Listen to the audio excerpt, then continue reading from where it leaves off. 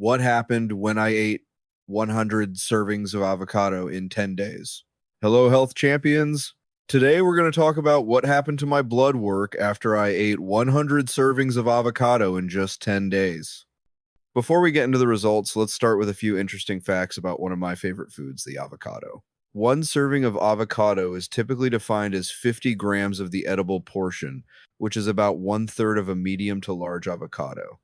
Although we often refer to it as a vegetable, avocado is actually both a fruit and a berry. Avocados have been around for a very long time, 50 to 60 million years. During most of that time, their seeds were spread by very large prehistoric animals. When those animals went extinct about 13,000 years ago, avocados could no longer reproduce naturally in that way.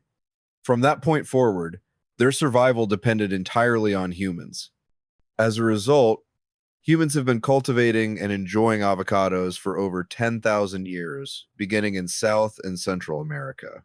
Avocado versus apple, a huge difference. We're constantly told to eat more fruits and vegetables, but not all fruits are metabolically the same. Let's compare 150 grams of avocado to a medium to large apple. Total carbohydrates, 13 grams, 23 grams. While that's already a noticeable difference, the real story begins with fiber. Avocado contains 4 times more fiber than an apple. Apples are often praised as a great source of fiber, yet avocado frequently gets overlooked even though fiber deficiency is one of the biggest problems in modern diets. One of the greatest health challenges today is insulin resistance and poor carbohydrate tolerance. When we eat carbohydrates, they are broken down into glucose, which raises blood sugar and triggers insulin release. Over time, excessive carbohydrate intake leads to insulin resistance, weight gain, and metabolic dysfunction. The key point is this. It's not carbohydrates themselves that are the problem, it's absorbable carbohydrates. Fiber is not absorbed and does not raise blood sugar. That's why we calculate net carbohydrates, which equals total carbohydrates minus fiber.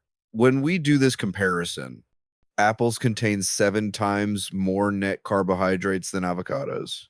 Almost all of an apple's carbohydrates turn into blood sugar. Avocados contain only trace amounts of sugar, while apples are mostly sugar. In fact, apples contain 41 times more sugar and fructose than avocados. While whole fruits like apples, oranges, and pears are far better than refined sugar or high fructose corn syrup, they are still a metabolic challenge for people who are insulin resistant or have type 2 diabetes. Why is the apple more popular than the avocado? The answer is simple. Fat. A medium to large avocado contains about 23 grams of fat, roughly 15% of its weight. An apple contains virtually no fat, about 0.2 grams. For decades, we've been taught to fear fat and calories. As a result, fat-free foods like apples were promoted, while high-fat foods like avocados were discouraged. However, the metabolic diseases we face today are driven primarily by sugar, fructose, and excess net carbohydrates, not fat. The fat in avocados is predominantly monounsaturated fat, nearly identical to the fat found in olive oil, which is the cornerstone of the Mediterranean diet. Blood sugar markers after 10 days. Fasting glucose. Optimal range 65-88. Before 86. After 85, no significant change and well within the optimal range. Hemoglobin A1C. Optimal range 4.8, 5.3.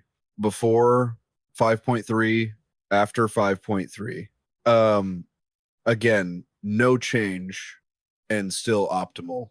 Fasting insulin, most important marker. Optimal range 2.5, before 4.2. After 3.9, this indicates excellent insulin sensitivity. Eating over 100 servings of avocado did not negatively affect blood sugar control in any way. What 104 servings of avocado provided? Over 10 days, avocados contributed 8,684 calories, about 31% of total intake. 102 grams protein, 354 grams fiber, 96 grams net carbs, 15 grams sugar, 801 grams fat, mostly monounsaturated. On average, per day, I received 118% of daily fiber, 77% potassium, 40% iron, 38% magnesium, 40% phosphorus, 32% zinc, 98% copper, 34% manganese.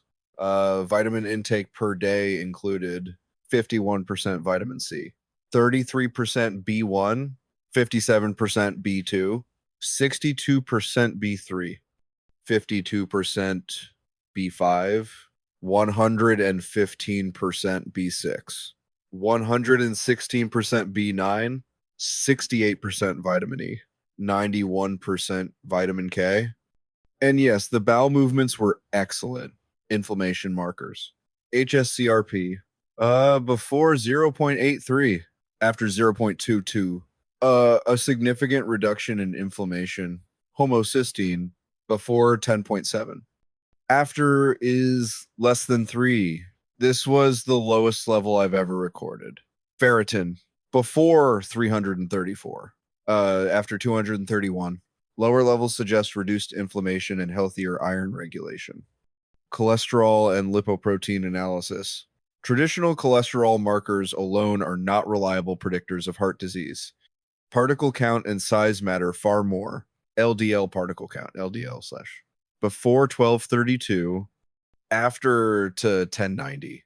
Small LDL particles. Before 29%. After 19%. LDL particle size. Before 21.4 nanometers.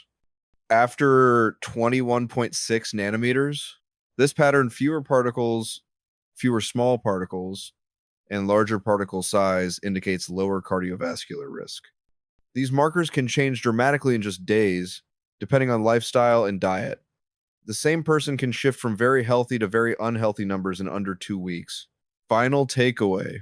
Eating large amounts of avocado did not harm blood sugar control. It reduced inflammation. It improved lipid particle profiles. Fat is not the enemy, sugar is.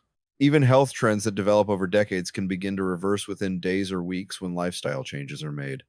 If you truly want to take control of your health, understanding blood work and how your body responds to food is essential.